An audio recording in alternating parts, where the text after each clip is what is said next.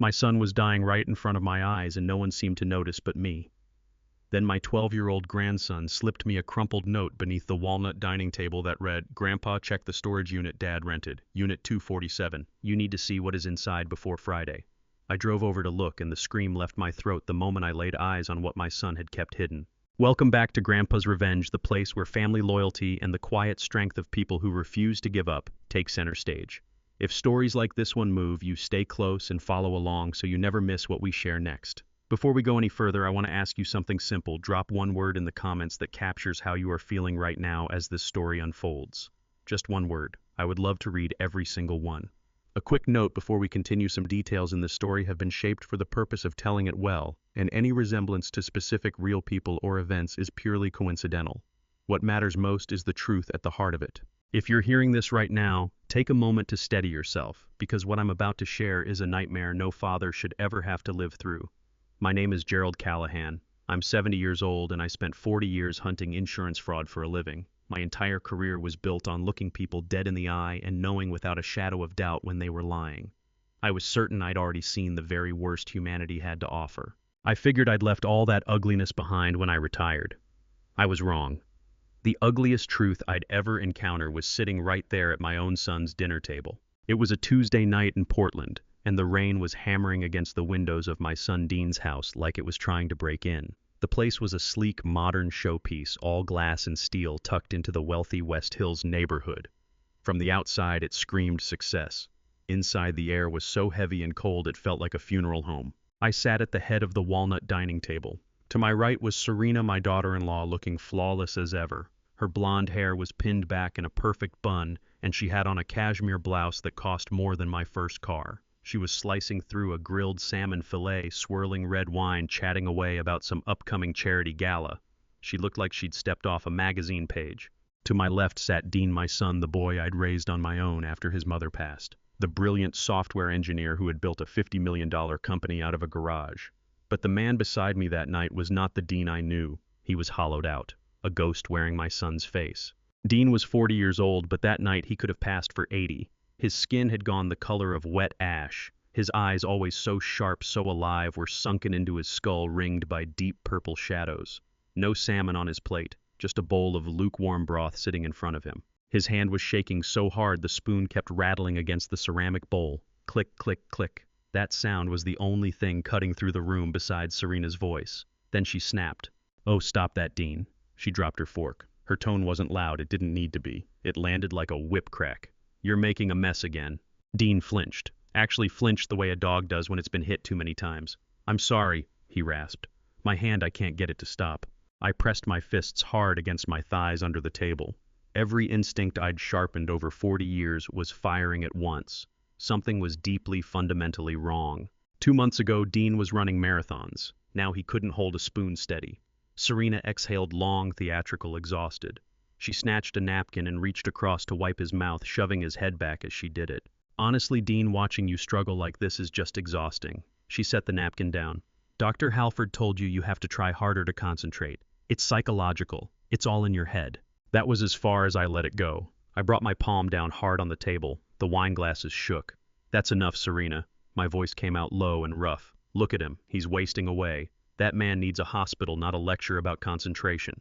She went still. Slowly she turned to face me and her eyes were ice, not frightened, just irritated. "We've been through this, Gerald," she said, using my first name, not Dad, which she knew perfectly well I couldn't stand. "We have the finest concierge physician in the state making daily house calls. Dr. Halford has been clear. This is a side effect of the new anxiety medication. Dean is having a mental breakdown. He's paranoid, he's delusional. The tremors are psychosomatic." I looked at Dean. He was staring into his broth, tears crawling silently down his gray cheeks. "Is that true, Dean?" I asked, keeping my voice as gentle as I could manage. "Do you actually feel anxious?"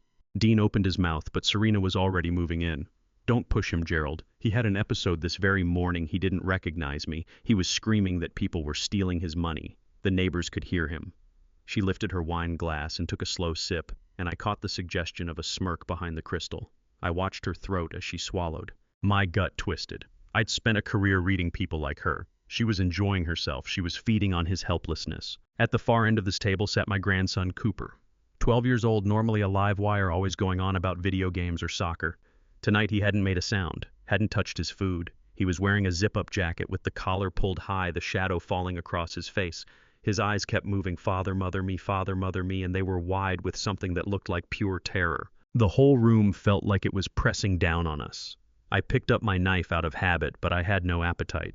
Every time I'd pushed for a second opinion, Serena had produced a legal document or a physician's letter to shut me down flat. She held power of attorney over his medical decisions.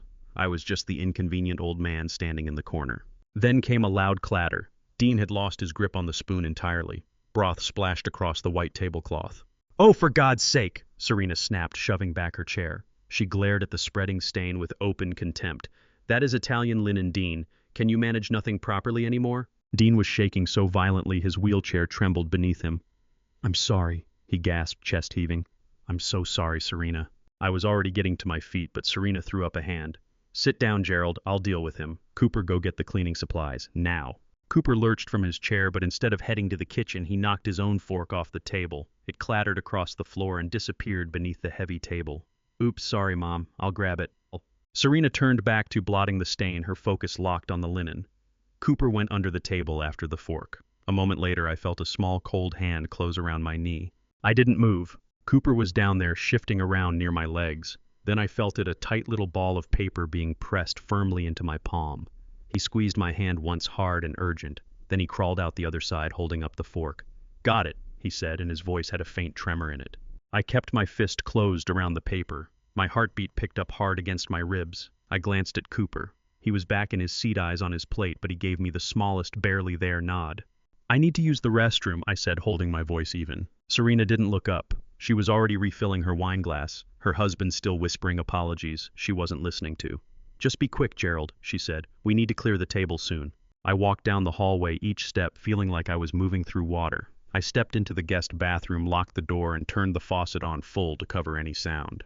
My hands weren't entirely steady as I unrolled the slip of paper. It was a page torn from a school notebook, the writing cramped and rushed like it had been scrawled in a hurry. "Grandpa checked storage unit 247 on Burnside Street. Dad rented it secretly. You need to see what is inside before Friday. Do not let Mom know. She is lying about the medicine."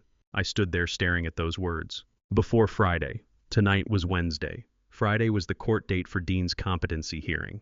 If Serena prevailed on Friday, she'd walk away with full control of Dean's estate and Dean's life. I looked up at my own reflection. The man in the mirror was old and worn down, but his eyes were still sharp. These were the eyes that had dismantled fraud rings, that had exposed million-dollar scams when everyone else looked the other way. I flushed the toilet for appearances, folded the note, and slid it into my inside jacket pocket, splashed cold water on my face. When I came back to the dining room, Serena was wearing that smile, the smooth, practiced one that never reached her eyes. "Everything all right, Gerald?" I gave her a smile in return. It was the hardest thing I'd done all night. "Fine," I said. "Just old age catching up with me."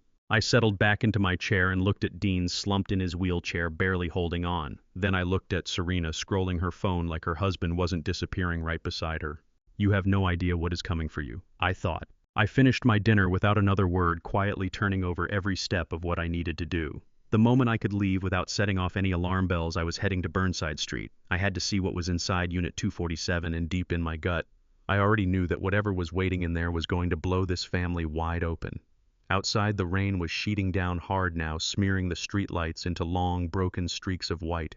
I drove my old pickup truck across the city with both hands locked on the wheel, knuckles bone white. Cooper's note felt like a live coal in my pocket. I couldn't stop seeing his eyes, that raw, unguarded terror.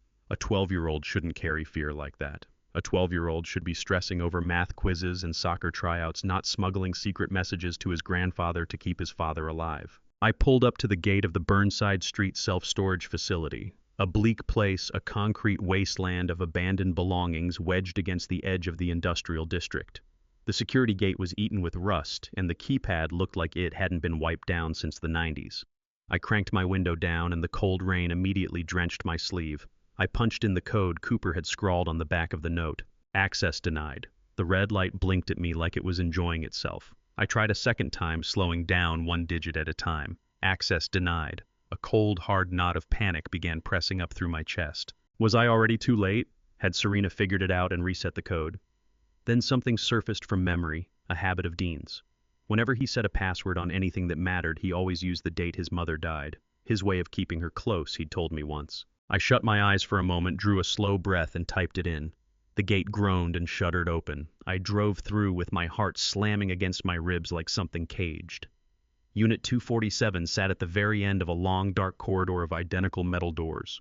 The only light was a single flickering bulb above, throwing long, shifting shadows across the wet ground. I climbed out of the truck, the wind immediately throwing my coat open. 70 years old, and the cold burrows into your bones in a way it never used to. Tonight I barely registered it. All I felt was a fierce, driving urgency. The padlock was serious hardware, not the bargain bin kind. Dean hadn't just rented storage space. He'd built a bunker. I found the key exactly where the note said it would be, taped under the passenger seat. It turned with a clean, solid click. I gripped the roll-up door and hauled. It was heavier than I expected, and for a moment my lower back threatened to quit on me. I set my teeth, groaned, and pulled with everything I had. The metal shrieked along its tracks, the sound swallowed by the empty night. Slowly, inch by agonizing inch, it rose. I was braced for boxes. Old furniture, maybe some files or computer servers. What was inside stopped the breath in my chest. This was no storage unit. It was a sterile white room. Dean had lined the walls with insulation, and bright fluorescent lights buzzed to life as the door swung fully open. In the center stood a hospital bed, stripped bare of its sheets. Beside it sat a dialysis machine, its tubes dangling empty and slack like dead snakes. A metal table held rows of pill bottles, some labeled, some not, and a centrifuge for separating blood samples. My son, the software genius, had converted a storage locker into a clandestine medical lab. "Why, Dean?" I whispered to the empty room. "Why didn't you come to me?" I stepped inside. The air carried the sharp bite of antiseptic and ozone. Colder in there than outside. I made my way to the desk in the corner. It was buried under stacks of papers. I lifted the top sheet. A bank statement, but not for any of Dean's main accounts. This was an offshore account in the Cayman Islands, filed under Serena's maiden name. The balance read zero. Every dollar millions had been wired out just 2 days ago. I kept turning pages, my hands trembling harder with each one. Printed emails. Emails between Serena and Dr. Halford. "I am increasing the dosage," she had written in one. "He is starting to suspect. Make it look like a stroke." My stomach heaved. I had to grab the edge of the desk to keep from going down. This wasn't about money anymore. This was murder, premeditated, cold-blooded. I looked up, and that's when I saw it. Covering the far wall was a large whiteboard, dense with Dean's handwriting, frantic and cramped.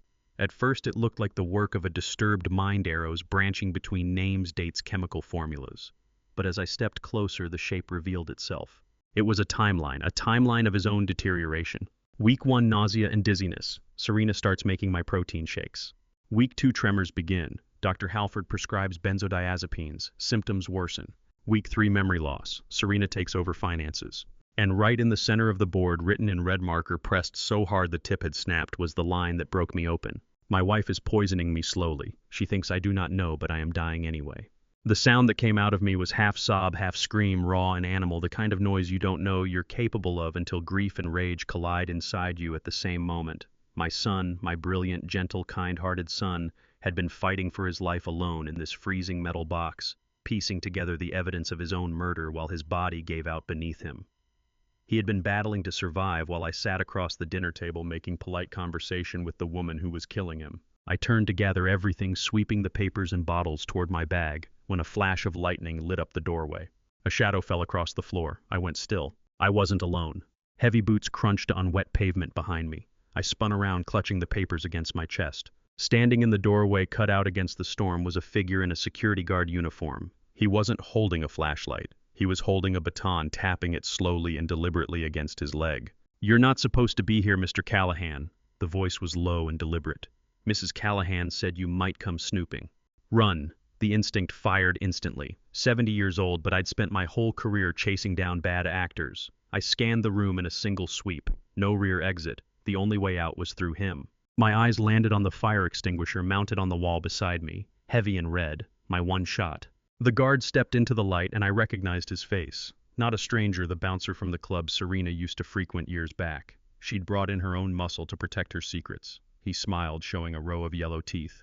"Hand over the papers, old man. Maybe you walk out of here, or maybe you take a bad fall." He tilted his head. "Old people fall all the time, don't they?" I didn't stop to think. I grabbed the fire extinguisher, wrenched it off the wall, and heaved it not at him, but at the shelf of chemical bottles beside him.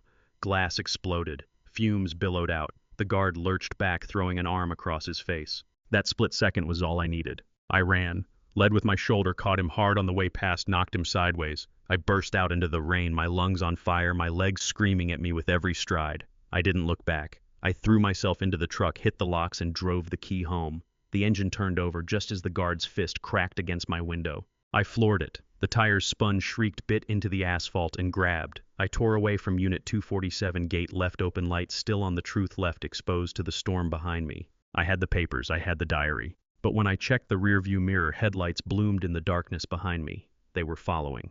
The chase was on, and I knew with a cold iron certainty that if they ran me down tonight, I would never see Friday. I'd just be another tragedy, another old man gone too soon. But they had made one mistake. They thought they were running down prey. They had no idea they'd just startled a predator awake. I reached for my phone to call for help. The screen was dead. Battery gone. I was alone in the dark, a killer on my tail, and the evidence that could save my son sitting on the seat beside me. I kept both hands on the wheel and drove into the dark, ready for whatever came next. I ended up at my kitchen table, staring into a mug of black coffee, watching the steam curl and dissolve in the cold morning air. My hands had finally stopped shaking, but my heart was still running hard. I'd made it home. I'd tucked Dean's diary and the stack of financial records deep inside the lining of my old recliner in the living room, a hiding spot I'd used for 20 years to stash emergency cash and the only place I trusted. I hadn't slept a minute. Every set of headlights that swept past the window made me flinch, half expecting the police or that hired thug to come finish the job. But the sun had climbed up gray and merciless over Portland, and I was still breathing. Then the knock came. Not a polite tap, 3 hard, deliberate raps on the front door. I froze. The microwave clock read 7 in the morning. Nobody shows up at 7 in the morning with good news. I drew a slow breath, shuffled my feet to sell the weary old man routine, and answered the door. My stomach sank the moment I saw her. Serena was standing on my porch, not in her gala outfit this time. She had on a simple beige sweater and jeans, the picture of a worried suburban wife. Her eyes were red and swollen, as if she'd spent the whole night crying. Looming right behind her was Dr. Halford's sharp gray suit, something that cost more than my house, a thick manila folder tucked under his arm. "Gerald," Serena choked out, her voice cracking on cue. "Thank God you're up. We need to talk." I stepped back and held the door open. "Come in," I said, keeping my voice rough and hollow. "Is it Dean? Is he all right?" Serena swept past me, trailing a wave of expensive perfume that cut right through the stale smell of my coffee. She dropped into a chair at my small kitchen table and buried her face in her hands. Dr. Halford gave me a curt nod and shut the door behind him. He didn't sit. He positioned himself near the window and let his eyes drift over the street. I was checking whether I was alone. I'd read that move 1,000 times. "Mr. Callahan," Dr. Halford began, his voice smooth and measured, the voice of a man used to selling costly treatments to desperate families. "We know you were at the storage unit last night." I leaned back against the counter and gripped the edge of it so he couldn't watch my hands. I said. "I was worried. Cooper gave me a note." Serena looked up, tears running freely. "Oh, Gerald, Cooper is just a child. He doesn't understand what's going on. He's confused because Dean is confused." "What do you mean?" I asked, playing the bewildered old father. "I saw things in there, Serena. Medical equipment, a timeline on the wall. Dean believes you're poisoning him." A sob tore out of her, so convincing, so raw, I almost flinched. "Poisoning him, Gerald, look at me. I love that man. I have poured everything we have into trying to save him." Dr. Halford stepped forward and set the manila folder on the table, sliding it across to me. "Open it, Mr. Callahan, please. You need to see what is actually happening." I opened it. Inside were official-looking medical documents, heavy with prestigious lab logos and complicated headers. Toxicology reports, brain scans, psychiatric evaluations. "Dean is not being poisoned," Dr. Halford said quietly. "Dean is an addict, Gerald, and he is suffering from severe paranoid schizophrenia induced by substance abuse." I looked at the pages. They showed high concentrations of methamphetamine and synthetic opioids in Dean's blood work. Brain scans with dark patches that Halford identified with a manicured fingertip. "The storage unit was not an investigation into us," he continued. "It was a production room. Dean has been brewing his own compounds, Gerald, crushing painkillers and combining them with industrial solvents, chasing a cure for a disease he doesn't have. The fumes in that unit, that is what's destroying him. That's the source of the tremors, the memory loss. He is poisoning himself." I stared at the documents. It was a masterfully constructed lie. Every single thing I'd seen in the unit was still there, the pills, the centrifuge, the frantic writing, just reframed to make Dean the villain and the two of them his rescuers. If I hadn't read his diary entries about the thallium, I might have bought every word. Serena reached across and took my hand. Her fingers were cold. "Gerald, we are trying to get him placed in a residential facility on Friday. That's what the hearing is for, not to seize his assets. We need legal guardianship to force him into treatment. If we don't act, he will kill himself with those chemicals. You saw that room. You saw the state of it. She held my eyes. Do you want your son to die because of a delusion? I looked down at the fabricated reports. A wave of fury moved through me so hot it nearly came up my throat. They were gaslighting me, transforming my son's desperate fight to survive into a story of madness. They planned to lock him away, keep him sedated until there was nothing left, and walk off with everything he'd spent his life building. But I couldn't take them on here. 2 against 1, no leverage, no proof in hand. I had to convince them they'd already won. I had to sell them the picture of a shaken old man who'd deferred to the experts. I let my shoulders drop. My whole body sagged. I pressed my palms against my eyes. I didn't know, I murmured. I had no idea it was drugs. He was always such a good boy. Serena's grip on my hand tightened. I know, Gerald. It breaks my heart too, but we have to be strong. We have to save him from himself. Dr. Halford visibly relaxed. I watched the tension drain out of his shoulders. He thought he'd closed the deal. He thought he'd outmaneuvered a retired insurance investigator. The security guard, Serena said, dabbing at her eyes. He said you ran. He said you took some papers with you. She leaned forward. Gerald, those papers are just the product of a very sick mind. But if law enforcement ever found them, Dean could face narcotics manufacturing charges. We need them back to protect him. There it was. The trap. Hand over the papers, I lose my evidence. Refuse, and they'd know I was playing them. I dropped them, I said. My voice came out unsteady, and this time I wasn't performing. The memory of that man coming at me in the rain was real enough. When he chased me, I panicked. I think I lost some in the parking lot. I tossed the rest in the bin by the gas station on 3rd Avenue. I just needed it to be over. Dr. Halford studied my face in silence. He was looking for the tell, the small involuntary flicker that breaks a liar. I held his gaze and let the genuine fear I felt for my son fill my eyes. It wasn't hard to find. After a long pause, Halford gave a single nod. Probably for the best, he said. We'll send someone to clear out the unit today. Dispose of the chemicals properly. No need for anyone to know about Dean's little episode. Serena rose and smoothed her sweater. Thank you for being reasonable, Gerald. I know how painful this is. But after Friday, we'll finally be able to get him the help he needs. Stay home and rest. Let us handle the legal side. She leaned in and kissed me on the cheek. Her lips were like cold wax. We'll see ourselves out, Dr. Halford said. I stood there doing my best impression of a man who'd just had the fight knocked out of him, waiting for them to clear the door so I could breathe again. Dr. Halford reached for the doorknob, and that's when I saw it. He shifted his weight as he pulled the door open, and my eyes dropped to his shoes. Expensive Italian leather loafers polished to a high shine except for the heel. Ground deep into the ridge of his left heel was a wedge of thick, reddish-brown mud. Not the dark soil from my garden beds. Not the gray grit of city pavement. Red clay. Dense, heavy industrial red clay. The kind that exists in exactly one part of Portland, the riverbanks along the industrial district. Specifically the unpaved construction zone sitting directly behind the Burnside Street storage facility. My breath caught. They'd lied about everything. They'd claimed they would send a crew, but Halford had gone himself. He'd been there last night, probably minutes after I'd fled, and he'd walked through that mud in the rain to personally oversee the destruction of the evidence. He'd stood in that same room where my son was being murdered, and he'd erased it with his own hands. They hadn't just known about the unit, they'd scrubbed it clean. Gerald, Serena called from the doorway. Are you coming? I snapped my head up. No, I said quickly. No, I'll lock up. Go ahead. Take care, Mr. Callahan, Halford said. He stepped out, and the red mud on his heel left a faint smear on my hardwood floor, a crumb of evidence right in my own home. I closed the door and threw the deadbolt. I waited until the sound of Serena's engine faded down the street. Then I went down on one knee. I stared at that small streak of red clay. It was the only proof I had that their whole story was a lie. They thought they'd neutralized me. They believed I was a senile old man who'd pitched the evidence into a trash can. They thought they had until Friday to finish Dean off. I reached into my pocket and took out my flip phone, old, but it had a camera. I photographed the mud smear. Then I got up, crossed to the recliner, reached inside the lining, and pulled out the diary. You made a mistake, Doctor, I said softly to the empty room. You walked into my house with the crime scene on your shoes. Now I know exactly where you stood last night. I wasn't going to rest. I wasn't going to stay home. I had 3 strands of Dean's hair in my jacket pocket taken from the hug I gave him at dinner. And I knew a private lab technician who owed me a favor from a fraud case back in '99. The game wasn't over. It was only just beginning. I had 48 hours to prove that the red clay on the doctor's shoe would bury them both. I watched until their car was gone from sight, then turned and locked the deadbolt. The house was quiet, but the silence had a different quality now. not peaceful heavy like the stillness before a storm rolls in. I walked over to the coat rack by the front door where my wet trench coat was still dripping onto the mat. I stood there looking at it. That coat was the last thing that had touched my son. When I'd left the house the night before, I'd hugged Dean. It was awkward, his wheelchair in the way, Serena watching, but I'd managed to press his head against my shoulder for just a moment. I reached out and ran my fingers along the dark wool at the collar, and there they were.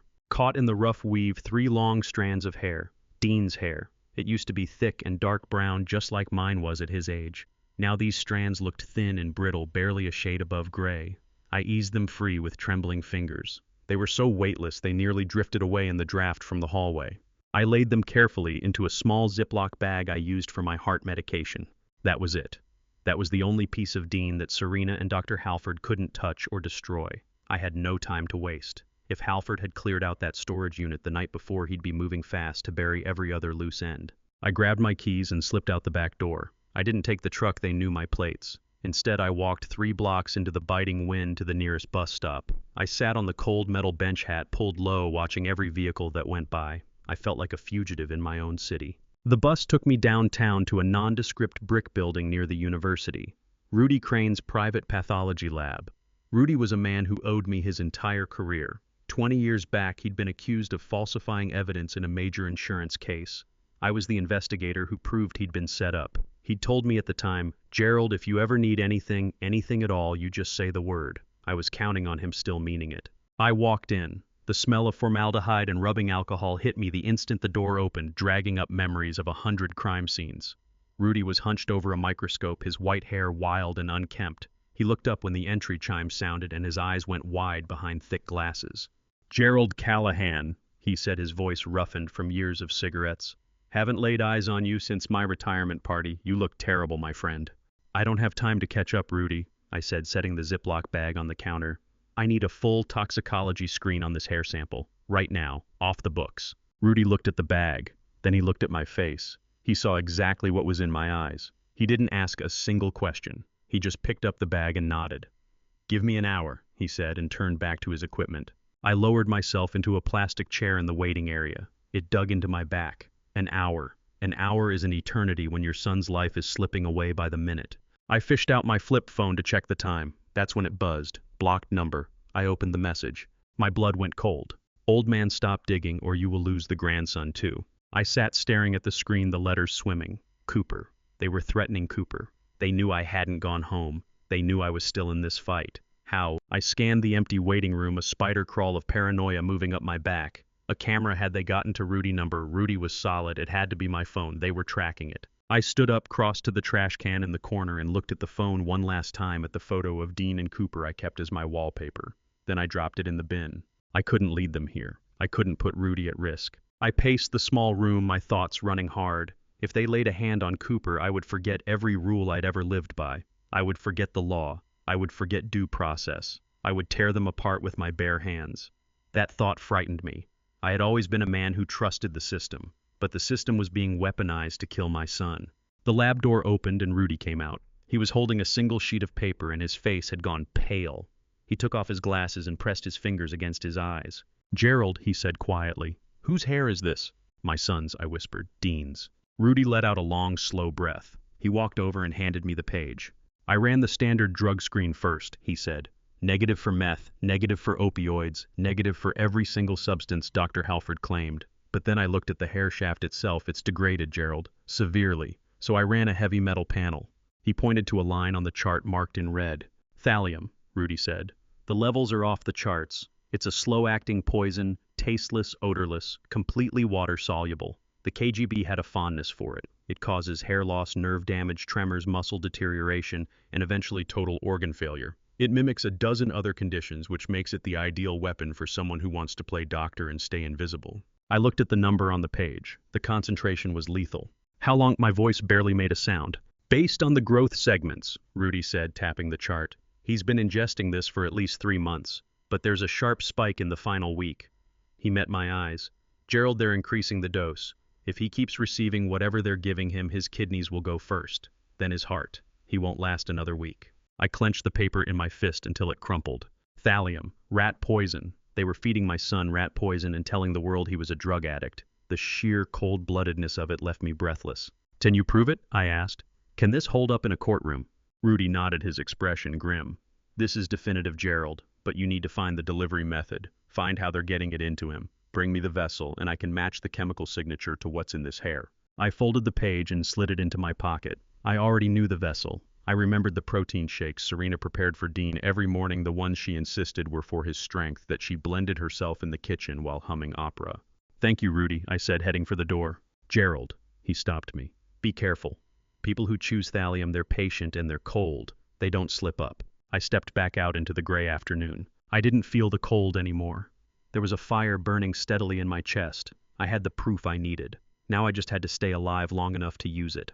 They had threatened my grandson. They had poisoned my son. They had made the mistake of assuming I was a helpless old man. I pulled my collar up and stepped into the stream of students moving along the sidewalk. I was not going home. I was walking back into the lion's den, back to Dean's house. I had to find that poison, and God help anyone who got in my way. I knew exactly where to look: the kitchen. If Serena was poisoning Dean, that was where she was doing it. She handled every meal, every nutrient shake he was forced to choke down 3 times a day.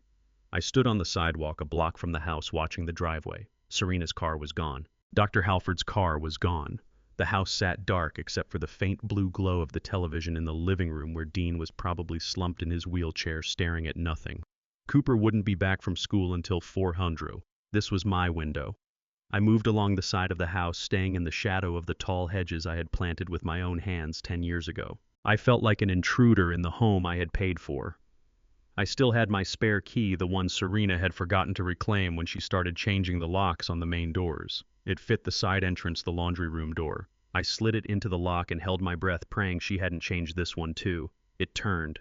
I exhaled a long, slow breath I hadn't realized I'd been holding and stepped inside. The house smelled of lavender and something chemical, cleaning products maybe, or air freshener masking the scent of sickness.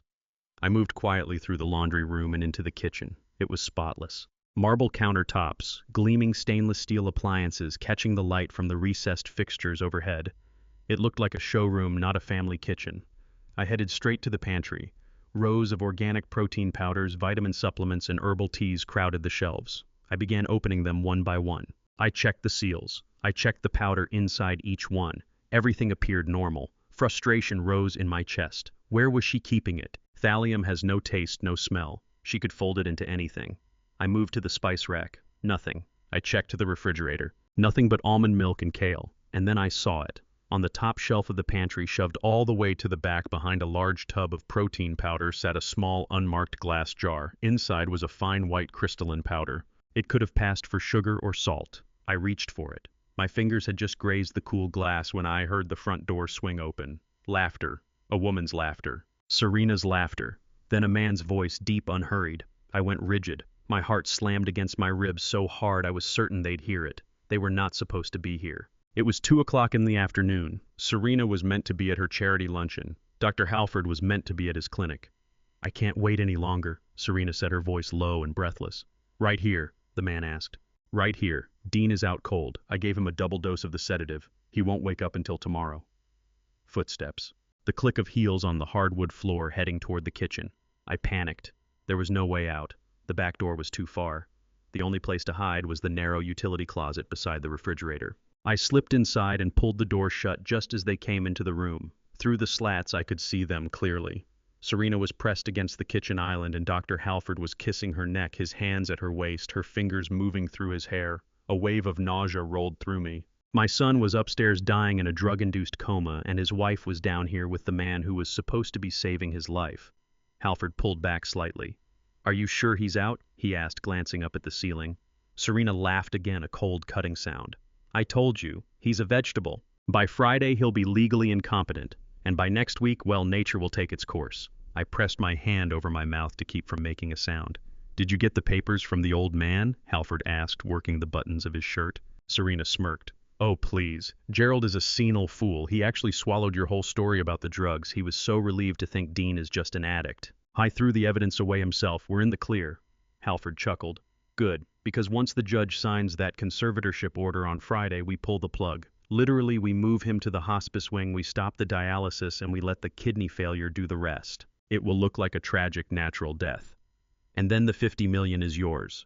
Or should I say ours? They kissed again, hungry and triumphant. I squeezed my eyes shut, tears of rage scorching my cheeks.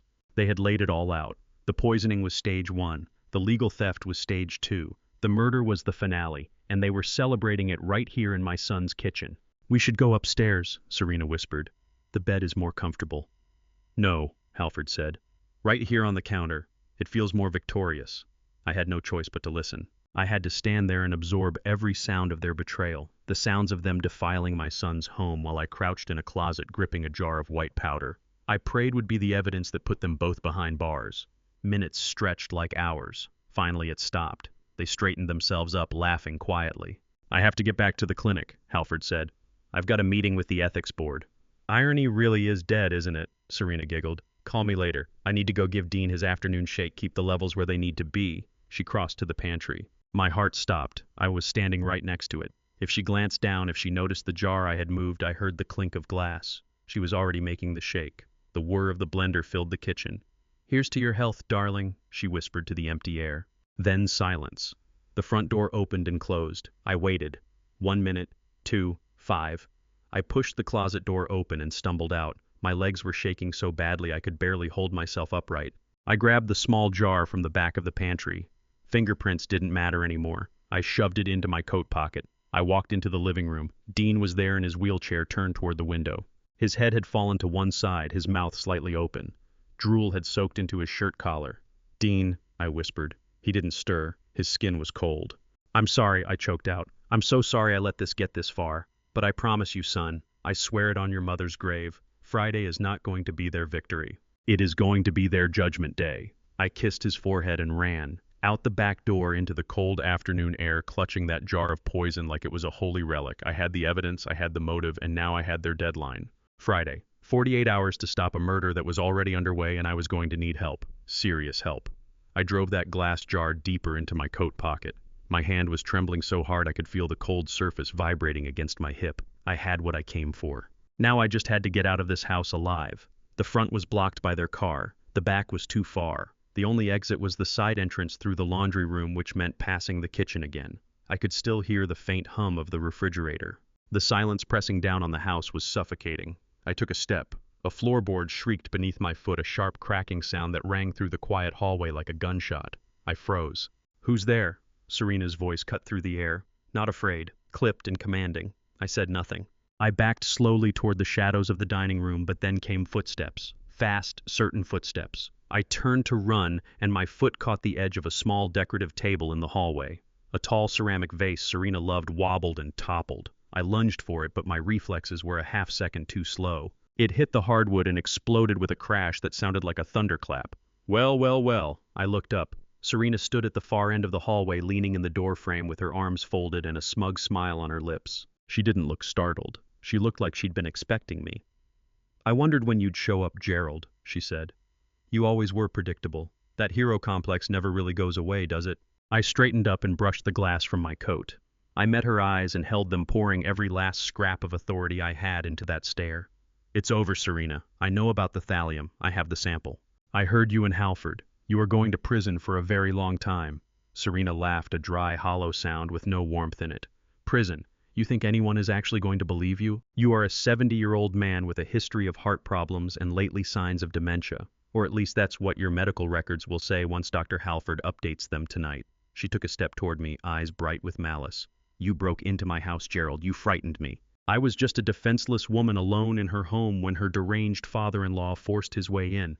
What are you talking about? I snapped, backing away. She pulled her phone from her pocket. The screen was already lit.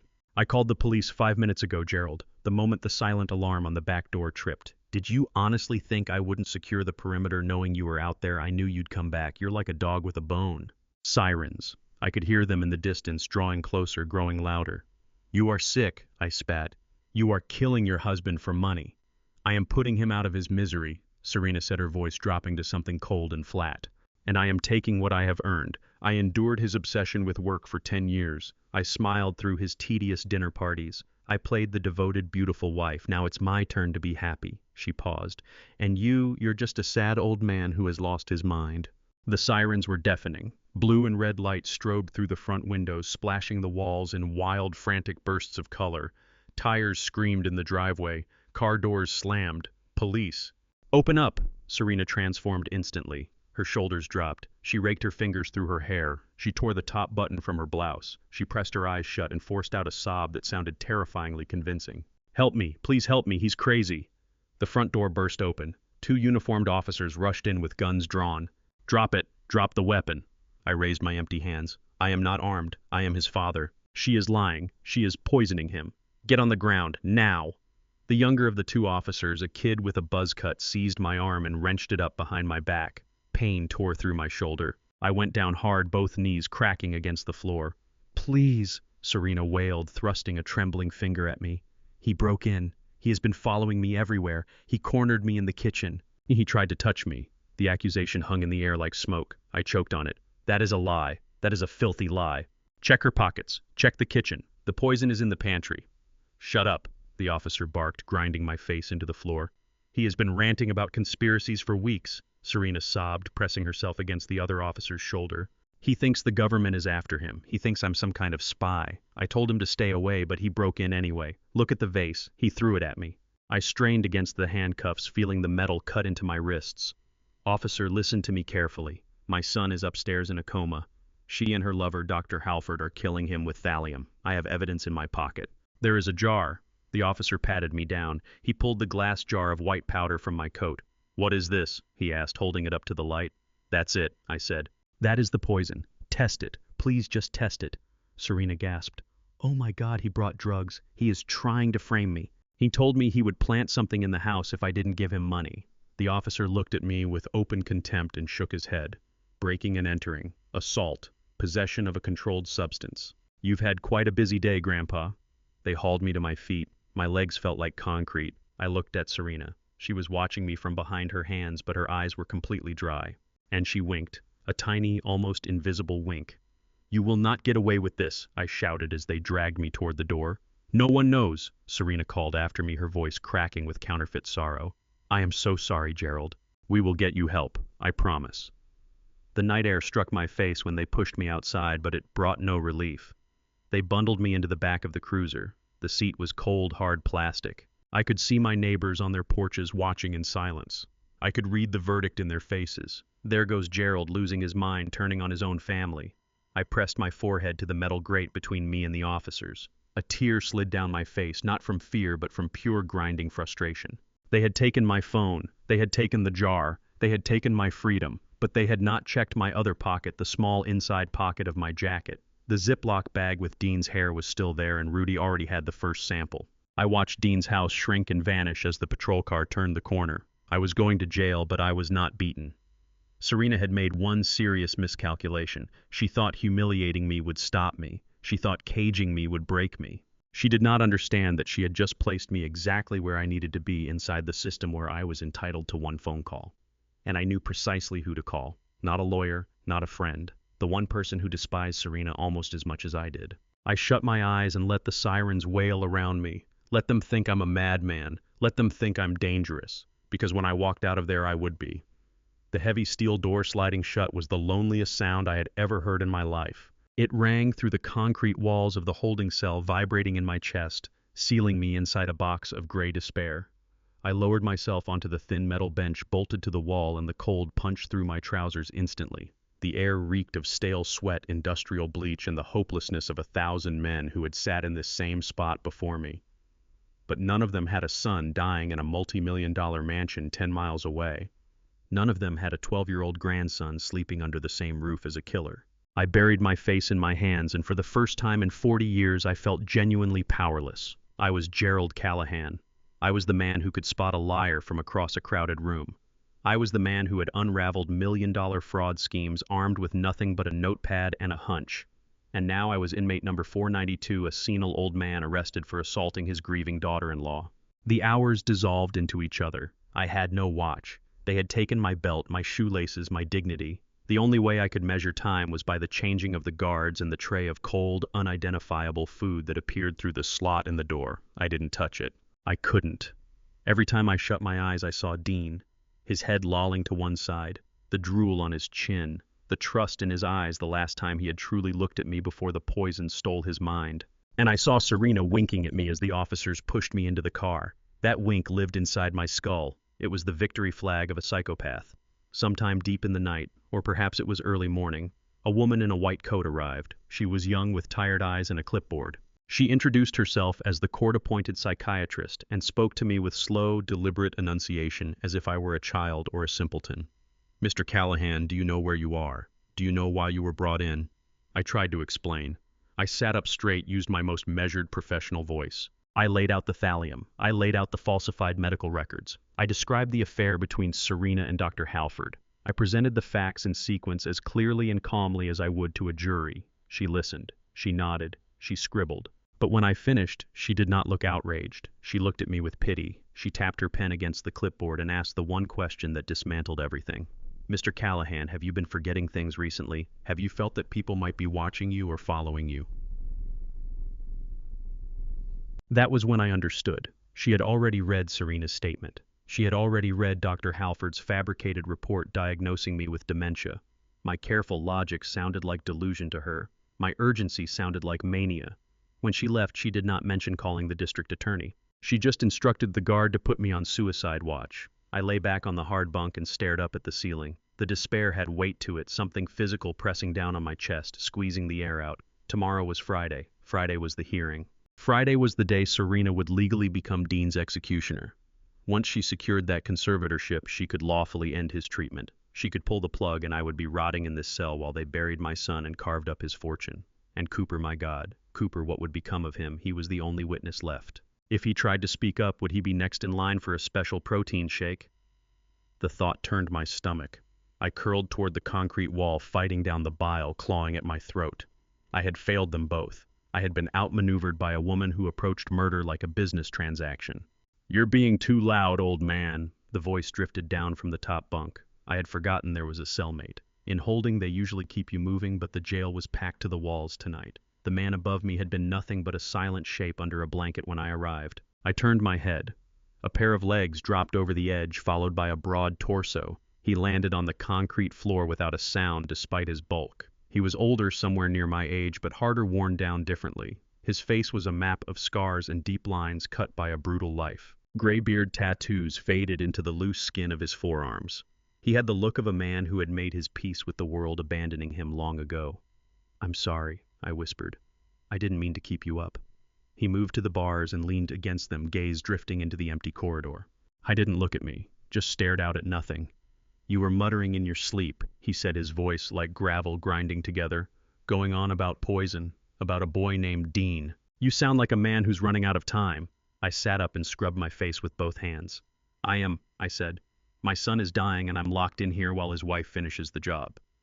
The man turned his head slowly and looked at me. His eyes were dark and sharp, intelligent in a way that felt dangerous. He studied my face for a long moment, the kind of scrutiny that makes you feel pinned to a board. Then something shifted. The hardness at the corners of his eyes eased just a fraction. "Gerald," he said. It wasn't a question. I went still. "Do I know you?" The man gave a dry, rasping chuckle. "You don't remember me, but I remember you." He paused.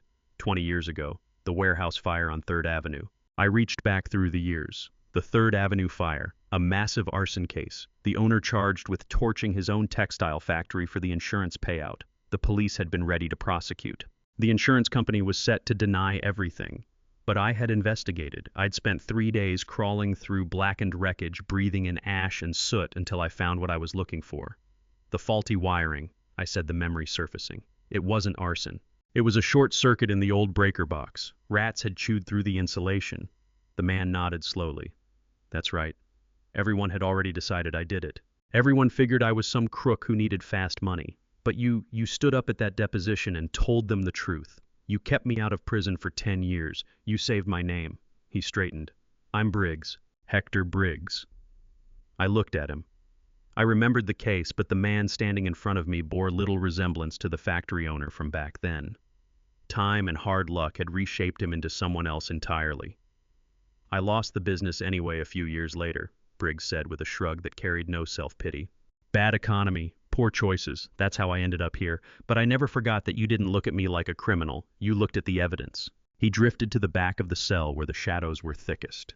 He crouched down and worked at the hem of his trouser leg. I watched, saying nothing. "Why are you here?" Briggs asked, still not looking up. So I told him, all of it, the storage unit, the fake doctor, the arrest. I told him I needed to make one call to a man named Conrad Wexler, the only person with enough power and enough motive to get me out before Friday. But they had taken my phone. Briggs stood up. He crossed to me and held out his open hand. Sitting in his palm was a tiny black device, a cell phone no bigger than a credit card. A prison phone. Contraband that could add years to his sentence if anyone found it. "It's not a smartphone," Briggs said quietly. "No internet. But you can make a call. Battery's low, so don't waste it." I stared at it sitting there in his palm like a lifeline thrown across a drowning ocean. "Why?" I asked. "You could catch serious trouble for this." Briggs pressed the phone into my hand and folded my fingers around it. His grip was rough and iron strong. "Because you were the only one who believed me when I was innocent," he said. "And I believe you now. You've got that same look you had back then. The look of a man who knows the truth and just needs one chance to prove it. Make your call, Gerald. Go save your boy." I stared down at the tiny device. My heart was pounding again hard against my ribs, but this time it wasn't fear driving it. It was something I hadn't felt in days. Hope. I looked up at Briggs. "Thank you," I managed. "Don't thank me," he said, pulling himself back up onto the bunk and dragging the blanket over his shoulders. "Just get out of here. And when you nail that woman, give her hell for me." I moved to the far corner of the cell, the spot farthest from the guard station. I huddled in the corner of the cell, shielding the tiny screen with my body like it was a candle in a hurricane. The screen came up with a faint blue glow when I pressed the power button. I prayed Conrad Wexler was awake. I prayed he still hated Serena enough to act. And I prayed this sliver of plastic was the key to the cage they had built around my family. I dialed from memory and pressed it to my ear. My fingers felt too large for the miniature keypad. I didn't need to look up the number. I had spent 5 years memorizing every detail of the man who had tried to drive my son's company into the ground. Conrad Wexler, CEO of Apex Dynamics. A man who had publicly vowed to destroy Dean. A man with the morals of a shark and the resources of a small country. He was my last option, not because he was a good man, but because he was a calculating one, and calculating men know when a deal serves them better than silence. I pressed call. The line hissed, then rang. 1 ring. 2. It was 3 in the morning. A normal man would be asleep. Conrad Wexler was not a normal man. "Yeah." The voice at the other end was groggy but cut through sharp underneath. "Who is this?" "This is a private line." "Conrad," I whispered, my voice raw from hours of dehydration and disuse. "It's Gerald Callahan."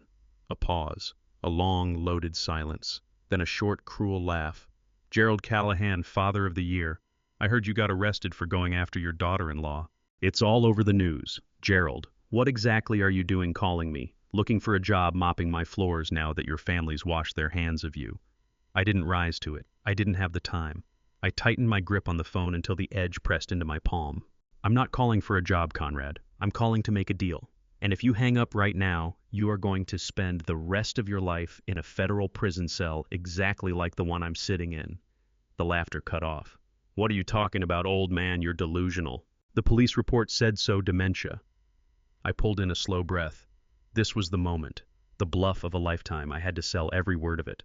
"I went to the storage unit, Conrad, Unit 247 on Burnside Street. Serena told the police she'd cleared it out, called it a drug lab. But she missed something. She missed the ledger tucked behind the ventilation duct.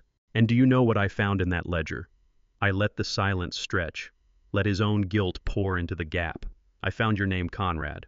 I had found transaction records. $50,000 for a shipment of industrial-grade thallium imported from Russia, delivered to a shell company registered in his name. It was a lie, a complete fabrication. I had found no ledger. I had no proof Conrad was involved.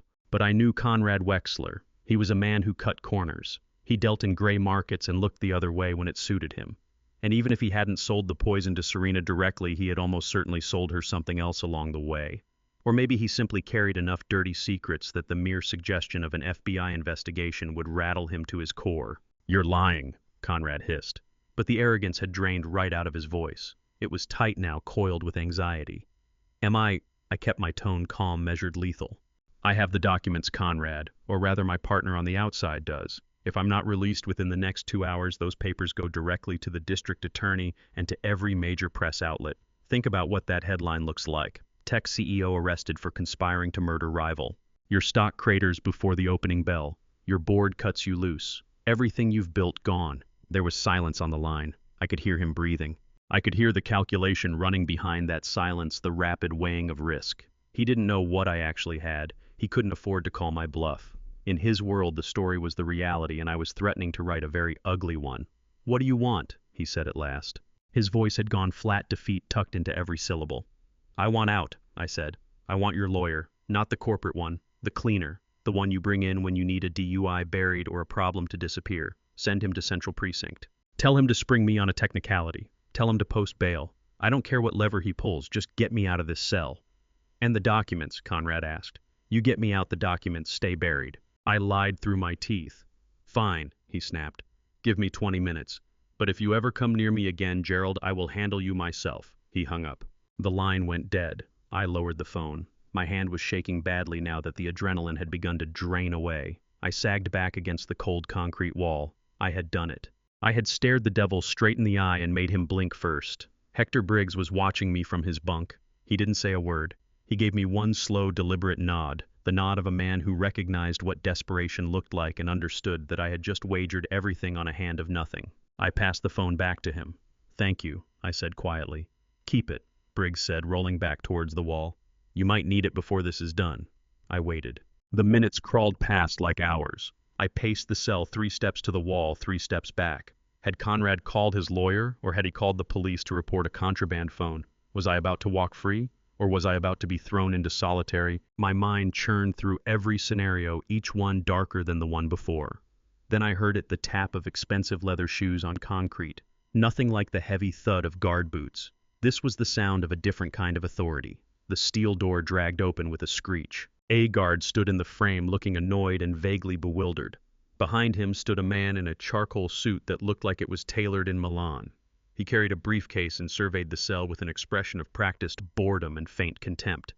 "Gerald Callahan," the man said. His voice was smooth as oiled glass. "I'm Burton Ashby. Mr. Wexler sent me. Gather your things. We're leaving." I got to my feet, knees popping. The guard unlocked the inner gate but didn't step aside. "Hold on," he muttered. "Paperwork shows no bail. This is a psychiatric hold." Burton Ashby didn't even glance at him.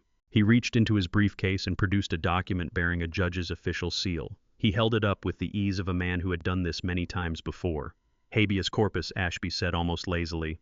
"The arrest was procedurally defective. Mr. Callahan was denied his right to counsel at the point of arrest, and the warrant authorizing the search of his person was signed by a judge who has been recused from all criminal matters for the past week due to illness. It is a clerical catastrophe, Sergeant. Unless this precinct wants a civil rights action filed against it by sunrise, I'd strongly suggest you process the release right now." The guard stared at the document, then at the lawyer. He knew he was outgunned. He knew this was well above his rank. He grunted and stepped back. "Let's go, Callahan." I walked out of the cell. I didn't spare a glance for the guard. I looked at Hector Briggs. He raised one hand in a quiet farewell. I nodded back, making a silent promise that I would put money in his commissary account the moment this was finished. I followed Ashby down the long corridor through the booking area where bleary-eyed officers watched us pass and out into the cool night air. The rain had stopped. The city lay still. Ashby walked me to a black sedan idling at the curb and pulled the rear door open. "Mr. Wexler expects you to honor your side of the agreement," he said flatly. "Tell Conrad I am a man of my word," I replied. And that was true. I would honor the deal. I would not release the fabricated papers. But I was far from done with Conrad Wexler. I didn't get in the car. "Where are you going?" Ashby asked, his brow tightening. "I have a son to save," I said, "and I don't want a ride from the man who helped put him in that chair." I turned and walked off into the dark. I had my freedom. I had the phone. And I had less than 24 hours before Friday morning. The bluff had worked, but the real fight was only beginning. I needed to reach Rudy. I needed the results of the hair test. And then I needed to crash what amounted to a murder dressed up as a court hearing. I walked on through the dark streets, my old legs somehow finding a new gear. The city felt different now. No longer a cage, a hunting ground. And for the first time in days, I was not the one being hunted. I was the hunter. Serena thought she had won. She thought I was broken and weeping in a cell somewhere. She was sleeping in my son's house right now, dreaming about her inheritance. She had no idea I was already moving. And this time, I wasn't bringing a warning. I was bringing a reckoning. The city was asleep, but I was wired veins running on black coffee and cold fury. I didn't go home. Home was the first place they'd look. Instead, I walked to an all-night diner, ordered coffee, and used the payphone in the back to call a cab. The prison phone was still in my pocket, but I was saving what was left of the battery for the final blow. The cab dropped me off a block from Rudy's lab. It was 4 in the morning. The windows were dark, but I knew Rudy. The man practically lived there. I knocked on the back door 3 times, a pause, then twice more. The old code. A moment later, the door cracked open and Rudy's exhausted face appeared in the gap. He didn't ask questions. He just pulled me inside and pressed a sealed envelope into my hands. "It's all in there, Gerald," he said, his voice gravelly with sleep. "The spectral analysis confirms it. The thallium levels in the hair sample are consistent with chronic poisoning over a period of 3 months. And I found traces of the binding agent used in commercial rat poison. This was not accidental ingestion. This is homicide carried out in slow motion." I took the envelope and held it. It weighed almost nothing, but it had the power to bring down lives. "Thank you, Rudy," I said, gripping his shoulder. "Go back to sleep. You never saw me." He nodded and locked the door behind me. I had the science. Now I needed the voice. I spent the next 3 hours on a park bench across from Cooper's private school, watching the sun climb over the wet pavement. Cold, hungry, and dressed in clothes that had spent the night on a jail cell floor, but my mind was sharp and running clean. At 7:30, the first buses began to arrive. I spotted the familiar silver SUV rolling up to the curb. Serena's car, but Serena wasn't driving. A hired driver. She was too busy rehearsing her courtroom victory to bother dropping off her own son. I watched Cooper climb out. He looked small under the weight of his backpack, his head down, shoulders drawn in. He moved toward the gate without looking up at anyone. I held still until the driver pulled away from the curb. Then I moved. I crossed to the fence near the bike racks, the spot where I knew Cooper usually waited for the bell. "Cooper," I said softly. He spun around, eyes going wide. "Grandpa." He rushed to the fence and pushed his fingers through the chain links. "I thought you were in jail. Mom said you'd gone crazy. She said you tried to hurt her." What comes next is the moment everything I had been carrying finally had somewhere to land. I am not going to get ahead of myself, but I will say this. What I was about to put in motion could either save my son or cost me everything. Before I tell you what happened, I want to ask, if someone you loved was in danger and you had one chance to act, would you move quietly in the shadows or step into the light and face it head on? "She lied," I said, keeping my voice steady. "Cooper, listen to me. Did you do what I asked?" Cooper glanced around nervously, then dug into his pocket. He pulled out a sleek silver pen. It looked like an expensive fountain pen, but I knew exactly what it was, a high-fidelity voice recorder built into a writing instrument. I had given it to him for his birthday the year before, telling him it was for his spy games. I never imagined those games would turn real. "I put it in Dad's pocket yesterday morning," Cooper whispered, passing it through the fence. "Just like your note said, Mom was yelling at him last night. I switched it on before I went to bed and grabbed it back this morning before she was up. Grandpa, is Dad going to be okay?" I closed my fingers tight around the pen. "He's going to be fine, Cooper, because you just saved his life. Now go to class. Act normal. I'll see you soon." He nodded, eyes glistening, then turned and ran back toward the school building. I watched him go, a surge of pride rising in my chest. He was braver than most grown men I'd known. I walked back to the cab I had asked to wait. "Drive," I said. "Just drive." I sat in the back seat, hands trembling as I unscrewed the top of the pen and plugged the small USB drive into the adapter I had picked up at an electronics shop on the way. I put my earbuds in and pressed play. The first few minutes were nothing but rustling fabric shifting against fabric. Then I heard it, the sound of a door swinging open. "Dean, honey, are you awake?" Serena, and not the warm, careful voice she used in public. This was flat, impatient. Silence, then a groan, a weak, pained sound from my son. "Drink this," Serena said. "Come on, Dr. Halford says we need to get your levels up before the hearing." "I don't want it," Dean mumbled. "It tastes bitter." "Don't be a baby, Dean. It's just the new vitamins. Drink it." I heard liquid being swallowed, then coughing. "Good boy," Serena said. "You know, I was looking at travel brochures today. The Maldives looks beautiful this time of year. I think I'll head there after the funeral. Maybe bring Halford along. He's been so helpful, hasn't he?" What funeral?" Dean asked, his voice thick and slurring. "Yours, darling," Serena said as casually as if she were commenting on the weather. "Oh, don't look so shocked. You've been fading for months. Your liver is shot. Your kidneys are failing. The doctor calls it a tragedy. A brilliant mind lost to addiction." "It's a good story, Dean. People love a tragedy." "Addiction," Dean whispered. I never took drugs." "And who is going to believe you?" Serena laughed softly. "You can't even hold a spoon. And your father, poor Gerald, he tried to play hero, but he's old and confused. He's sitting in a cell right now. Nobody is coming for you, Dean. Just close your eyes. It will all be over soon." The recording ended with the quiet click of a door being shut. I pulled the earbuds free. My hands weren't shaking anymore. They were balled into fists so tight my fingernails were cutting into my palms. I stared out the window. The city going about its morning, people heading to work completely blind to the evil moving through it. But I knew, and now I had the proof. I checked the time, 8:45. The hearing was at 9:30. Driver, I said, my voice stripped of everything but iron, take me to the courthouse, don't stop for red lights. We were going to be cutting it close, but I didn't care. I had the hair. I had the tape. And I had the fury of a father who had just listened to his son being murdered by the woman who had promised to love and cherish him. Serena thought she was walking into a coronation.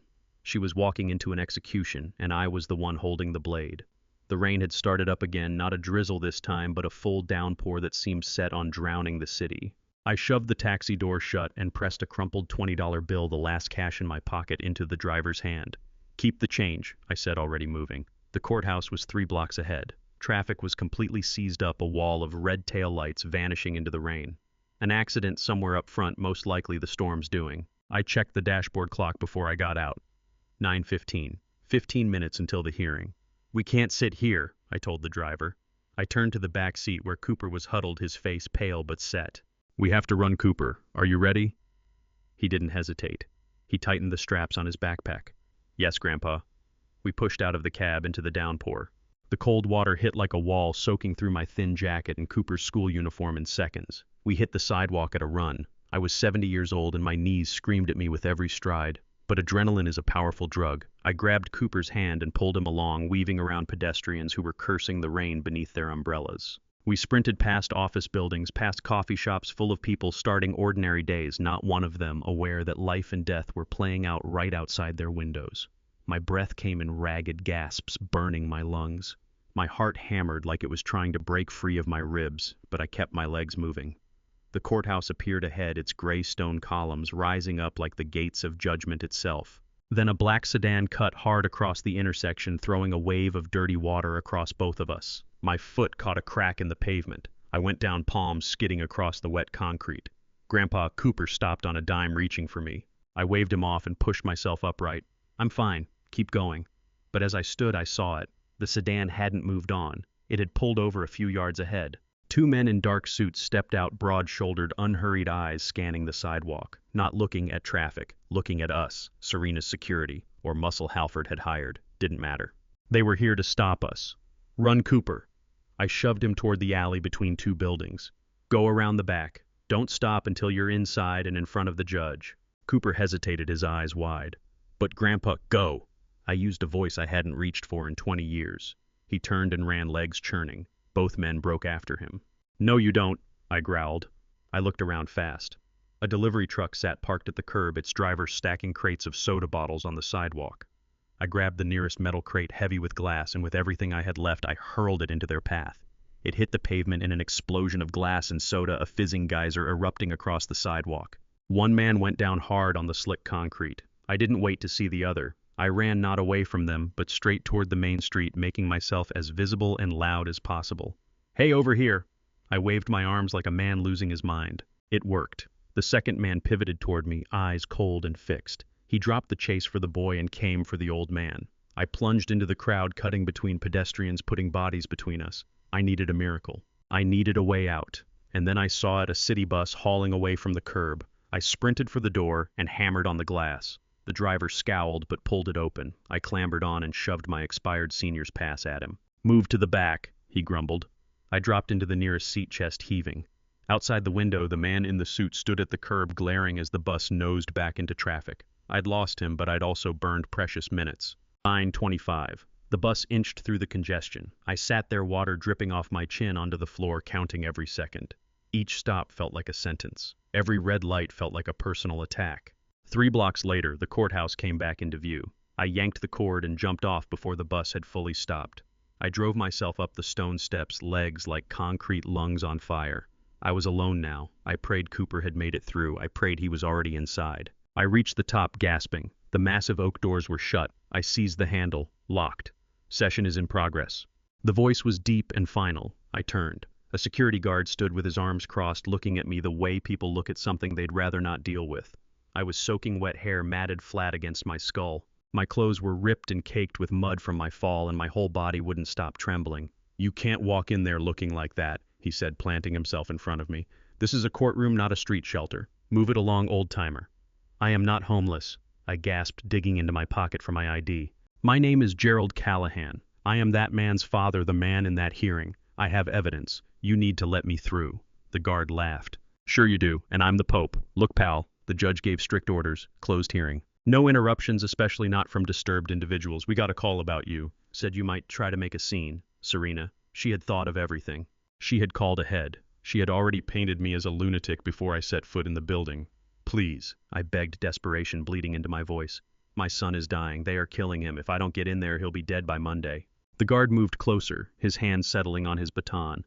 Move along, he said, or I'll have you arrested for trespassing. I stared at those closed doors. I could picture exactly what was unfolding on the other side. Serena weeping manufactured tears. Dr. Halford laying out his fabricated charts, the judge nodding along, ready to put his pen to the death warrant. And there I was, just inches away, held back by a uniformed man who believed he was simply doing his duty. I didn't have the strength to fight him. I didn't have time to argue. My eyes swept the space frantically.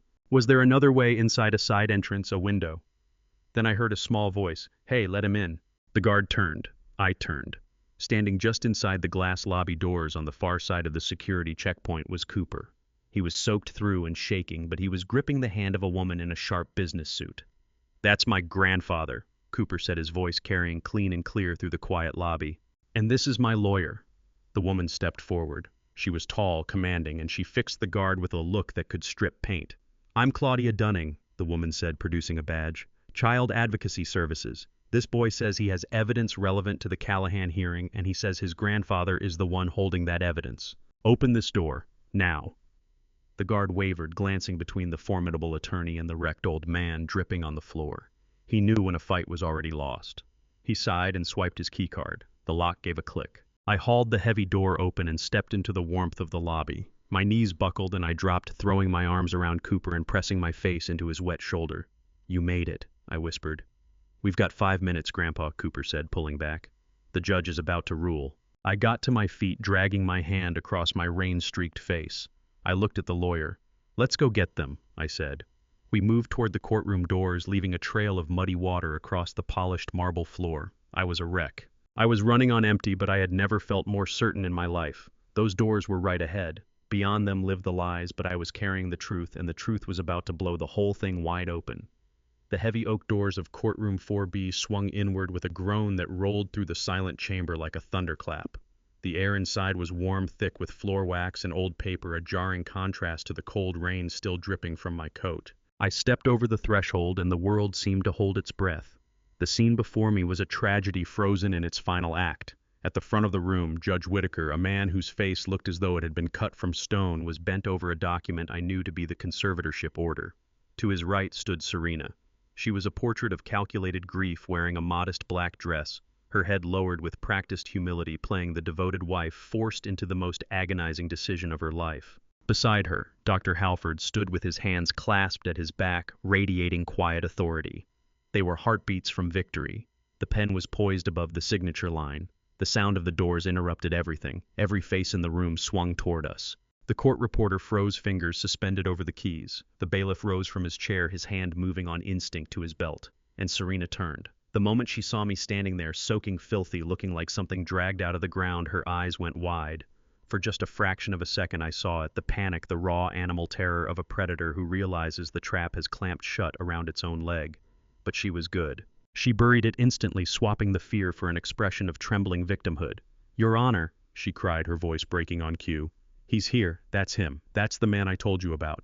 He's escaped from custody. Please don't let him hurt me. Dr. Halford stepped in front of her, playing the protector. Bailiff, remove this man, he ordered. He's unstable and dangerous. Judge Whitaker peered over his reading glasses, brow creasing with irritation. What is the meaning of this, bailiff? Clear the court.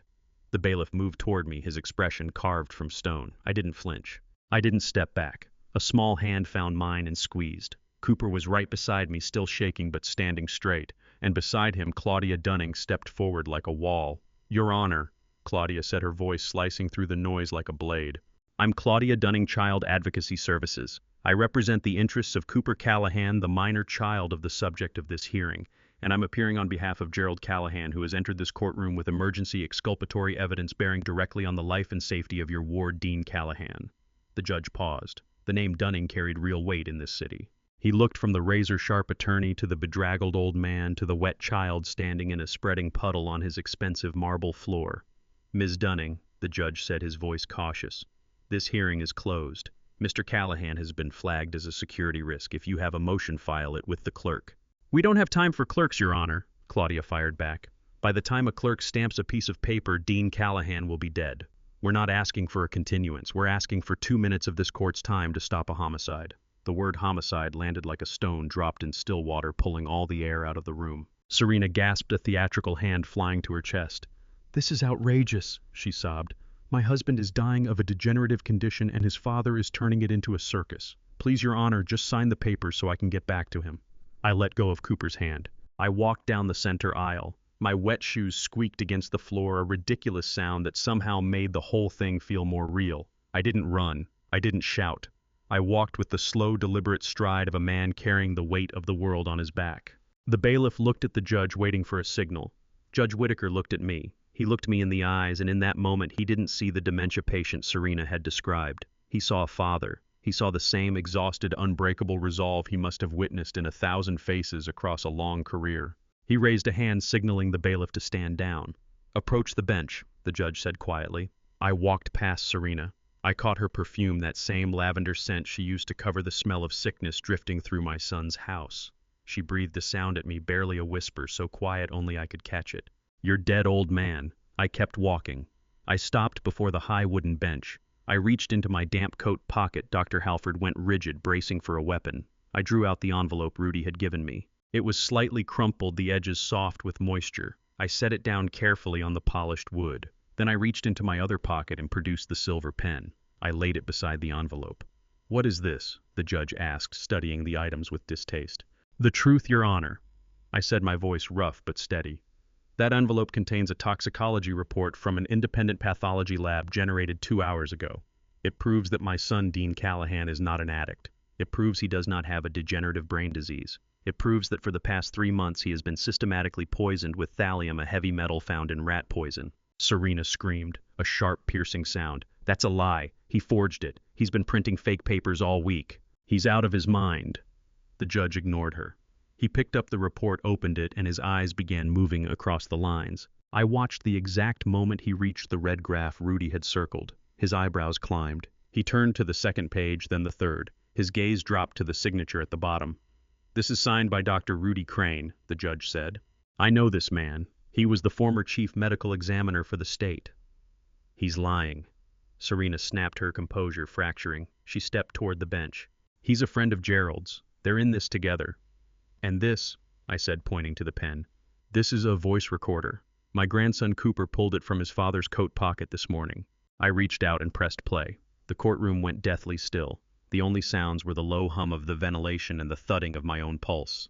Then Serena's voice, small but unmistakable, filled that high-ceilinged room, amplified by the acoustics of the chamber. "Who is going to believe you, Dean? You can't even hold a spoon. And your father, poor Gerald. He tried to help you, but he's old and confused. He's sitting in a cell right now. Nobody is coming for you, Dean. Just close your eyes. It will all be over soon." I studied the judge's face as it moved through curiosity, then shock, and settled finally into a cold, flat anger. He lifted his gaze from the device and fixed it squarely on Serena. Serena had stopped screaming. She had gone completely still. Every drop of color had drained out of her face, leaving her looking like a figure carved from wax. Her mouth worked open and shut, but nothing came out. The arrogance, the polished superiority, all of it was gone, peeled away by the sound of her own words. Dr. Halford moved first. He was a survivor, the kind of creature that senses when the lights are about to flood the room. He eased one quiet step backward toward the side exit, clearly hoping no one was watching. Everyone was watching. "Bailiff!" the judge barked, his voice cracking across the room like a gavel. "Secure the doors. Nobody leaves." Halford bolted. All pretense of dignity evaporated. He shoved past the court reporter, sending her stand crashing to the floor, and made a run for the door. The bailiff was faster. He brought the doctor down halfway up the aisle, driving him hard into the pew. Halford hit the ground with a yelp, his expensive suit tearing his glasses, spinning away across the marble. Serena stood alone. She looked at Halford squirming on the floor. Then she looked at the judge. Then she looked at me. There wasn't a trace of remorse in her eyes, only hatred, pure, unadulterated hatred. "It's a deep fake," she hissed, jabbing a trembling finger at the pen. "That's AI generated. He made it on a computer. You can't prove that's my voice. Judge Whitaker rose to his feet. He loomed over the bench, his black robe spreading like the wings of something dark and final. Ms. Callahan, he said, his voice dropping to a controlled, terrifying quiet. You will be silent. He turned to the bailiff who was working handcuffs onto Halford. Take Dr. Halford into custody, the judge ordered, and contact the district attorney. I want arrest warrants drawn up immediately. Attempted murder, conspiracy, and fraud. Take Ms. Callahan into custody as well. 2 more officers pushed in from the hallway. They'd heard the commotion and come running. They took Serena by the arms. She fought back. She kicked, she screamed, the careful mask she'd worn for years shattering into pieces. You can't do this to me, she shrieked, her voice bouncing off every wall. I am the victim here. I am the wife. I have rights. You have the right to remain silent, I said quietly, watching them drag her out. I'd use it if I were you. The judge looked down at me. I took in the soaking, muddy wreckage I'd made of his courtroom floor. He looked at the exhaustion ground into every line of my face. And then he did something I had never once seen a judge do. He nodded, slow, deliberate, respectful. Mr. Callahan, he said, the court thanks you. I am hereby issuing an emergency order transferring temporary guardianship of Dean Callahan to you effective immediately. I'm also ordering a police escort to accompany you to your son's residence and ensure his immediate transport to a secure medical facility. My knees buckled, not from weakness but from sheer relief. The adrenaline that had been holding me upright for the past 48 hours dissolved all at once, leaving me shaking. I gripped the edge of the bench to keep from going down. Thank you, Your Honor, I whispered. I turned around. Cooper was still standing there beside Claudia Dunning, staring at the empty spot where his mother had been just moments before. He looked very small. I walked over to him and lowered myself down, ignoring the fire in my joints. I cupped his face in both hands. It's over, Cooper, I said. We did it. Dad is going to be safe. He flung his arms around my neck and buried his face in my wet coat. He cried, deep, wrenching sobs that shook his entire body, letting out the terror he'd been carrying inside for weeks. I held on tight, my eyes fixed on the courtroom doors. The nightmare was finished. The storm had broken. The rain was still falling outside, but the air in that room felt different, lighter. I had walked into this building a fugitive, a madman, a suspect. I was walking out a father. Claudia Dunning rested a hand on my shoulder. My car's outside, Gerald, she said gently. Let's go get your son. I stood up and took Cooper's hand. We walked out of the courtroom, past the stunned clerks and the wide-eyed onlookers lining the corridor. I didn't glance back at the wreckage we were leaving behind. I looked only ahead toward the hospital, toward the antidote, towards the long road of recovery waiting for us. But for the first time in a long time, I wasn't afraid of what came next because I knew we wouldn't face it alone. The Callahan men were survivors and we had just won the war. The chaos that erupted inside that courtroom was unlike anything I had ever seen in 40 years of legal proceedings. It wasn't the measured workings of justice, it was the frantic, desperate scrambling of rats abandoning a sinking ship. Serena, who had stood so tall and untouchable just minutes ago, was coming apart right in front of me. The face she'd shaped into a portrait of tragic grace was now twisted into a grotesque grimace of panic. She lunged toward the bailiffs, holding Dr. Halford, not to help him, but to claw at his face. It was him, she screamed, her voice cracking into something raw and ugly that scraped against the walls. He made me do it. He told me Dean was suffering. He said the medicine would help him sleep. I didn't know it was poison. I'm just a wife. I trusted the doctor. Please, Your Honor, you have to believe me. He manipulated me. I threatened to hurt Cooper if I didn't sign the checks. Dr. Halford, currently pinned face down on the floor with a knee between his shoulder blades, managed to lift his head. His glasses were gone, blood trickling from where his nose had met the marble, but he summoned enough breath to shout back. You lying witch, Halford roared, spitting blood onto the floor. You came to me. You approached me at the gala. You asked for something untraceable. You said you were tired of waiting for him to die on his own. Using thallium was your idea. You ordered it. You paid for it. I kept every single email on a cloud server you don't know about because I always knew you'd try to hang this on me. The judge watched them both with an expression of complete revulsion. He didn't reach for his gavel. He didn't call for order. He simply let them keep going. Let their own confessions weave the rope. You are both disgusting, the judge said at last, his voice cutting through their brawl like a blade of ice. And you are both going to prison for a very long time. I watched them tear each other apart, their alliance dissolving in seconds.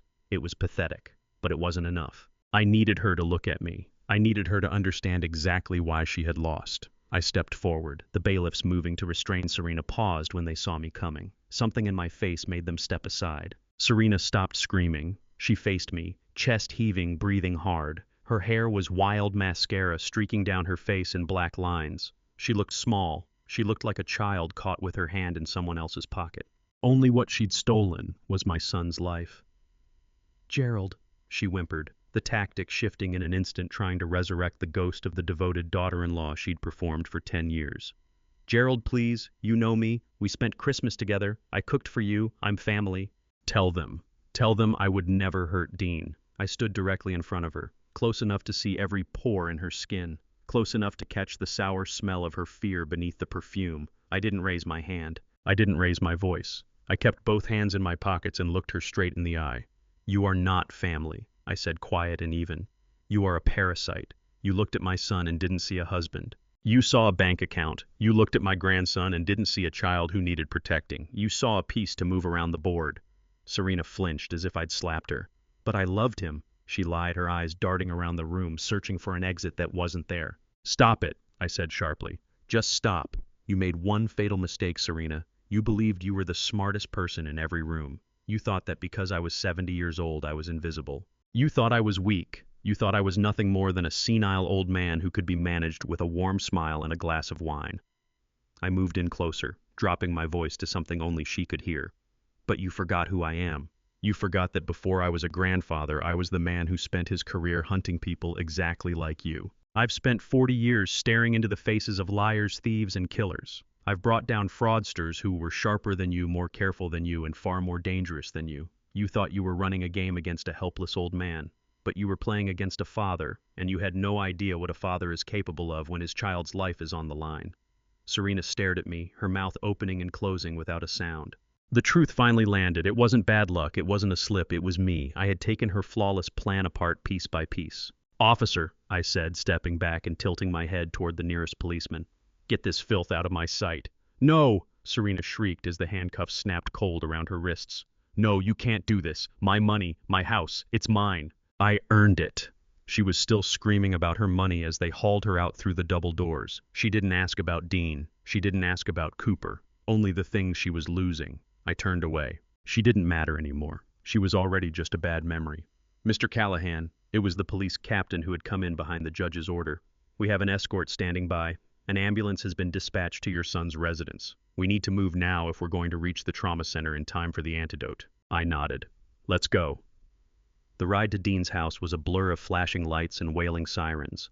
I sat up front in the police cruiser with Cooper pressed against me, gripping my hand so hard his knuckles had gone white. We didn't say a word to each other. We just watched the city streak past the windows. When we pulled up to the house, it looked different. It no longer looked like a prison. It looked like a crime scene. Paramedics were already moving, pushing through the front door with a stretcher. I ran in behind them, ignoring the screaming in my legs. I found him in the living room. Dean was right where I had left him, slumped in his wheelchair. But he was breathing. Shallow, labored breaths, but breathing. "Dad," Cooper cried, bolting to his side. Dean opened his eyes. They were unfocused, glazed with the poison, but they found us. He tried to lift his hand, and it slid back down into his lap. "Dad," Cooper whispered, wrapping both hands around his father's limp fingers. "It's okay. Grandpa fixed it. The bad people are gone." The paramedics moved fast, checking vitals, running an IV line right there in the living room. "Pulse is weak," one of them called out. "We need to load and go." I watched them transfer my son onto the stretcher. He looked so fragile. My big, strong boy, the one who used to hoist me onto his shoulders when he was a teenager, had been hollowed out. But he was alive. I climbed into the back of the ambulance with them. I settled beside his head and stroked his hair the same way I had when he was small and burning with fever. "Hang on, Dean," I whispered as the doors slammed shut and the engine fired to life. "You just hang on. I've got you. I'm here, and I'm not leaving." The siren wailed again, but this time it didn't sound like an alarm. It sounded like a battle cry. We were racing against death, but for the first time in months I knew we were going to win. Serena was in chains, Halford was broken, and my son was coming home. 6 months have passed since the gavel fell in that courtroom, and the rain that seemed to drown Portland back then has finally given way to a brilliant golden summer. I'm sitting on a park bench, the wood warm at my back, watching a bright blue kite climb and dip against a wide blue sky. Holding the string is Cooper. He's running through the grass, his laughter drifting back on the breeze, a sound so clean and free it aches in the best possible way. He is not the terrified boy hiding beneath a dining table anymore, or the trembling child pressing a secret note into my hand in the dark. He is 12 years old again, weightless, his burden finally lifted, trading it for the simple pleasure of a summer afternoon. Beside me, settled in his wheelchair, is Dean. He's working through a chocolate ice cream cone, dabbing the corner of his mouth with a napkin. The gray pallor of death that clung to him for so long has been replaced by the warm flush of sun and life. He's put on 20 robe. His hair, the hair I once carried as evidence in a Ziploc bag, has grown back thick and dark. He isn't fully healed yet. The thallium did lasting damage to his nerves and his legs are still unreliable, but the doctors say that with physical therapy he should be walking by Christmas. He's 80% of the man he was, but he's 100% my son again. His mind is sharp. His sense of humor is back. The fog has lifted, and underneath it is the man I raised, the man who built a company from nothing. We don't bring their names up often. We try not to let them pollute the air of this new life we're building. But today Dean asked. He wanted to know how it all ended. I told him plainly, without softening a single edge, Serena will never walk free again. The jury needed less than 2 hours to return a guilty verdict: attempted murder in the first degree along with fraud and embezzlement. The judge offered no mercy, calling what she did a betrayal of the highest order. She was still screaming as the verdict was read, blaming everyone around her right up until the heavy steel doors closed on her life sentence. Every asset she tried to steal has been recovered and placed into a trust for Cooper.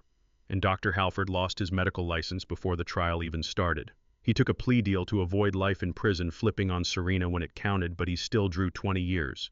He'll be an old man when he gets out, if he gets out at all. They're gone, Dean, I said quietly. Erased. They're ghosts now, locked in concrete where they can't touch anyone ever again. Dean reached over and took my hand. His grip was firm. The tremors that used to rack his whole body are completely gone. Thank you, Dad, he said, his voice heavy with feeling. You gave me a second life. I didn't know if I could ever trust again, but you showed me what real loyalty looks like. I squeezed back, blinking against the heat behind my eyes. I didn't do it alone, I said, nodding toward Cooper, who was fighting the kite string now as the wind shifted and tugged. We did it together. We are the survivors. You fought to stay alive inside that dark room in your mind. Cooper fought through his fear to get the truth to me, and I just did what any father would do. I refused to accept the lie. I sat there watching the sun ease toward the horizon, turning the clouds above the park into streaks of purple and orange. Families were filling the open grass, mothers with strollers, fathers launching frisbees into the air. I watched them, and a deep, quiet peace settled somewhere in my chest. I thought about everything I had lost and everything I had found. I used to think my life was over. I used to think I was nothing more than a retired old man waiting out the clock, invisible to the world around me. But this war, this terrible, beautiful war for my family, taught me something I will carry for the rest of my life. It taught me that age doesn't make you obsolete. It gives you experience. It gives you the ability to notice the things that younger eyes sweep right past. I looked at Dean and then at Cooper. They were my legacy. Not money, not property, not anything with a certificate attached. Them. I understood then that family is not built from bloodlines or marriage licenses. It is not built from who gathers at your dinner table or who carries your last name. Family are the people willing to walk into the fire for you when everyone else steps back. Family are the people who notice when you are slipping away. Family are the people who break down doors and bluff billionaires and sprint through rainstorms just to keep you breathing. It is about showing up when showing up costs something. It is about listening when the rest of the world is too busy talking. It is about fighting when everyone else has already put down their weapons. I stood up and released the brake on Dean's wheelchair. The metal gave a click, a small sound of finality. "Ready to go home, son?" I asked.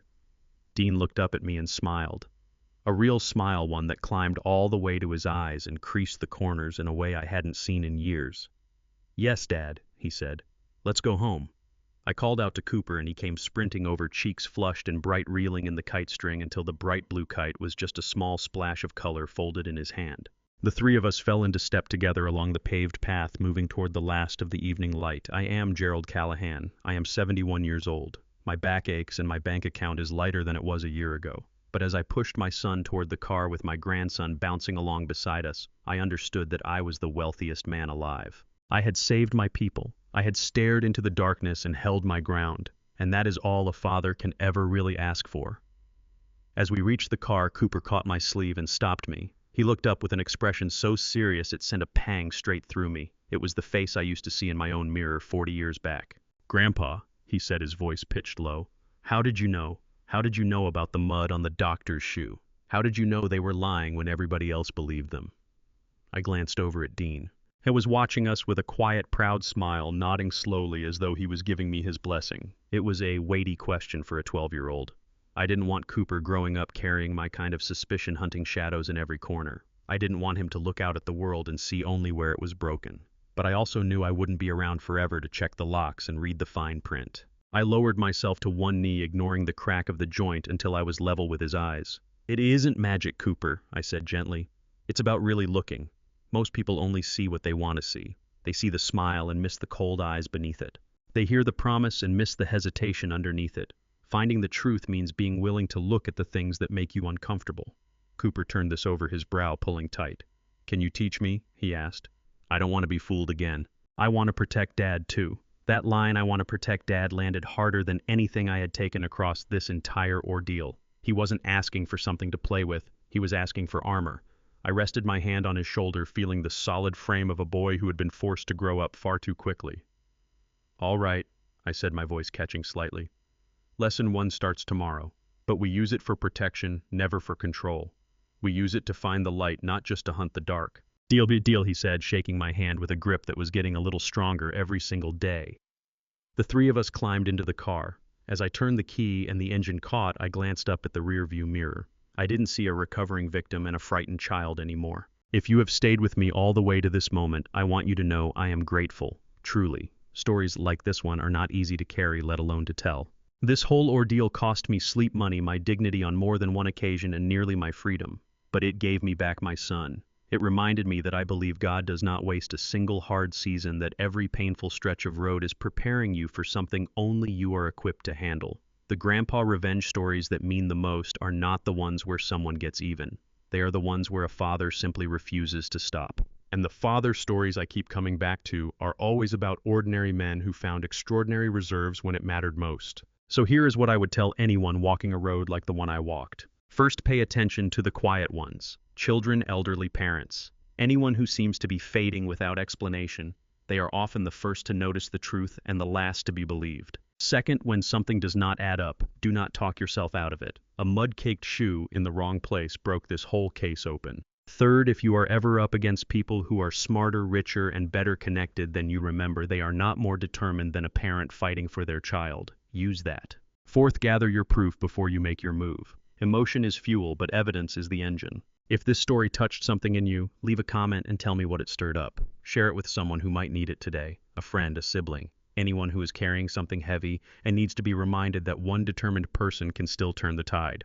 And if you want more stories like this one, subscribe to Grandpa's Revenge. Every single story here is for the people who show up, even when showing up is the hardest thing in the world. Thank you for being here. I will see you in the next one.